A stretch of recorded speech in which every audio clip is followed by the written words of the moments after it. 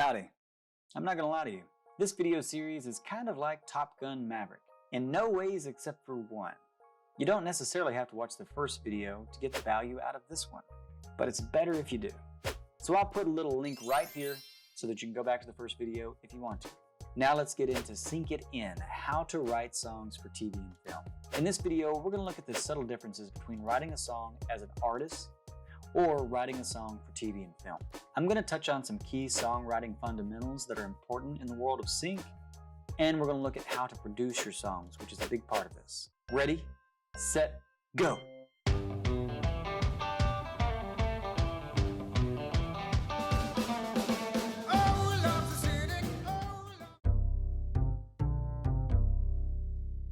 All right, now let's look at the differences between writing for sync versus just writing a song as a singer-songwriter. The first thing that changes is your target audience changes. Now, when I was a singer-songwriter myself, at first I was writing songs just for myself. You know, maybe I was going through a breakup or a hard time, and I just had this emotion that I wanted to get out, so I'd pick up the guitar and I'd write a song that was just for me. But then the more I started performing out and playing for people, I started to dial into understanding what it was like to play a song for a fan. And so I started to understand, like, hey, they really like this type of music. Let me write more songs like that. But nowadays, my target audience when I'm writing for TV and film is a music supervisor. A music supervisor is the person on a project, on a film project, that's responsible for picking out the music for that project. Whether that's a TV show or film, they curate the music and then they give it to a music editor that then puts it in the scene. When I write a song today, it's more thinking about the music supervisor than anybody else. One of the things that you get all the time in the world of TV and film is reference tracks. Whenever a music supervisor is working on a particular project, they normally have an idea of the style of music that they want to do, or they want to use for the film. And so they can give you an example of that. Typically, they'll give you 3 examples. And what's great about that is you can dial into the different music themes, the different lyrical themes, instrumentation. You can use all of that to help guide you and make your songwriting happen faster, but then also it gives you a better shot. If you're good at paying attention to the details of those songs that they provide, you have a better shot of getting your song placed in that particular project. The other thing you have to be careful of is when you're writing for TV and film is making sure that you have universal song lyrics. This is song lyrics that are universal in nature, meaning that anybody can relate to them. A good example would be the opposite of this. If I write a song that's like, it was 1973 and I was in Georgia with my girlfriend, then the only way that someone else can relate to that is if they were around in 1973 and also were in Georgia with their girlfriend. It's best to just try to convey the emotions of a song as opposed to the specific story. Let's look at some of the fundamentals of writing songs for TV and film now. One thing to do is to begin with the end in mind. That's one of the habits from Stephen Covey's book, The 7 Habits of Successful People. And one of the ways that you can do that is you can go ahead and decide before you start writing your lyrics what the mood should be, what the theme could be, and what the title could be. This is a little bit easier to do for TV and film, especially if you have a brief already where you know what the scene is going to be and you know the other types of songs that the music supervisor likes. Because you can look at those songs and say, what is the common moods? You know, all these songs kind of sound melancholy. What are the common themes? Well, these songs all seem to be about death. I know it's awful happy. And then even before you have any lyrics, just playing around with a clever title can help you write lyrics because now you have some kind of direction. One of the hardest parts about being a creative person is if you have too many options, you can get paralyzed because there's too many decisions to make. So by defining your mood, your theme, and your song title, you can actually help speed up the songwriting process quite a bit. One thing you can do if you get stuck is you can actually look at some common moods. You can do the same thing with story themes. Here's a good example of some song titles that, in my opinion, work well. It seems to be a good idea to have short phrases in song titles that are intriguing. When someone comes across this song before they hit play, the only thing they're going to have, any indication as to what this song is about, is going to be the title. Here's a couple of examples. My favorite of all time on this is Bullet with Butterfly Wings. You can also use single words as titles. It's not like you can't use just a single word, but you can still have some intrigue with a single word song title. Think about the song called Why. I might click on that to see what that song sounds like. There's a lot of different places to get creative.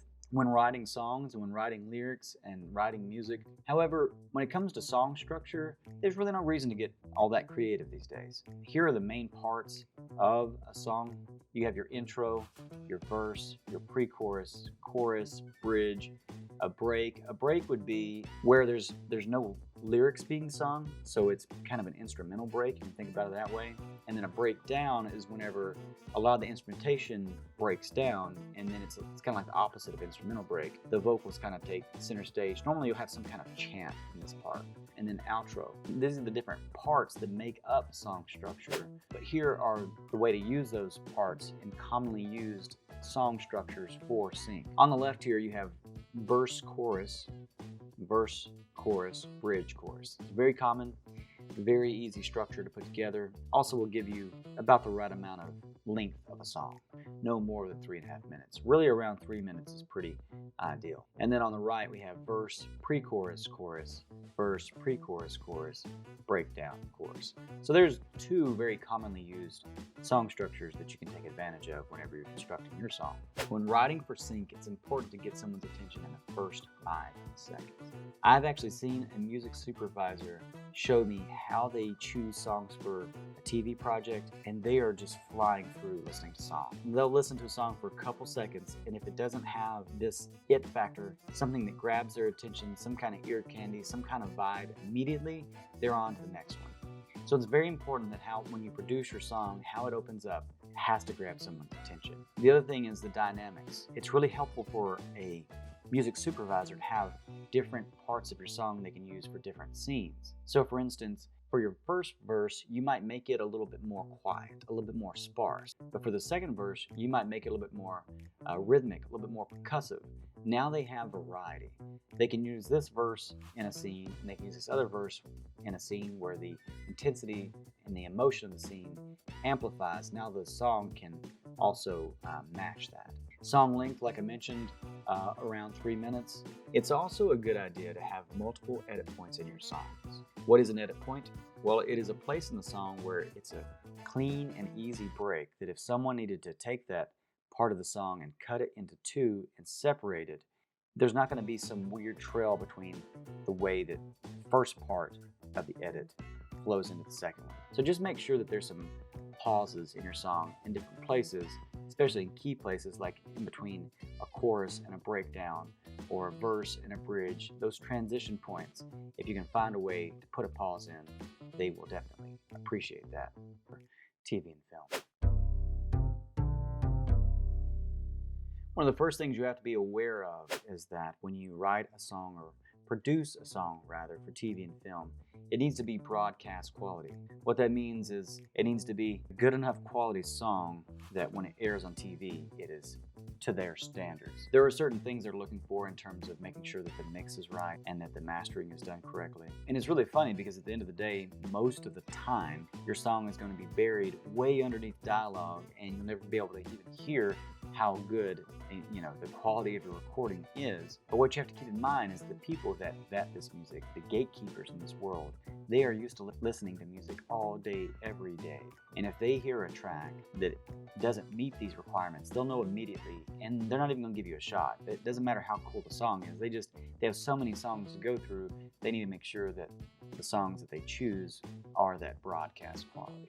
You can produce your own songs. First, you have to decide on which digital audio workstation is best for you, whether that's Logic or Pro Tools. Let's say that you decide to go that route. There are plenty of free videos to help you in becoming a better producer. There's several of the people that I work with in TV and film that not only sing and write their own songs, but they also produce their own songs. This helps out a ton because they can literally do it all. But it's a very different skill set than being able to write a song. And then also you can pay a premium for an online masterclass. That's not unlike some of my own courses for singing and songwriting, except for you could pay to learn more in a structured way, a workshop that has a syllabus. As opposed to trying to find your own path through YouTube, you could pay a premium. You can also co-write and collaborate. I find people that are good at producing songs, but aren't very good at singing and writing songs, and we work together, and then we just split the songs 50-50 whenever we get a placement. So I'm really good at coming up with lyrics and coming up with melodies. They're really good at making sure that songs are mixed and mastered properly, and together we are able to finish a song and pitch it for TV and film.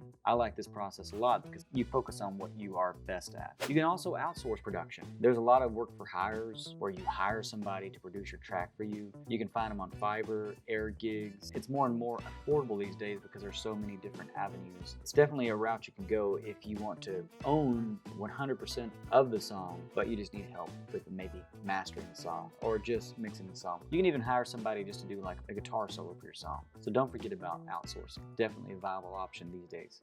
So hopefully this video gave you some good examples of opportunities available in writing songs for TV and film, as well as some good fundamentals on how to write them. Hopefully I didn't accidentally teach you how to make a good guacamole from scratch, because A, I don't know how, and B, that's not what I filmed and edited, and C, yeah, later.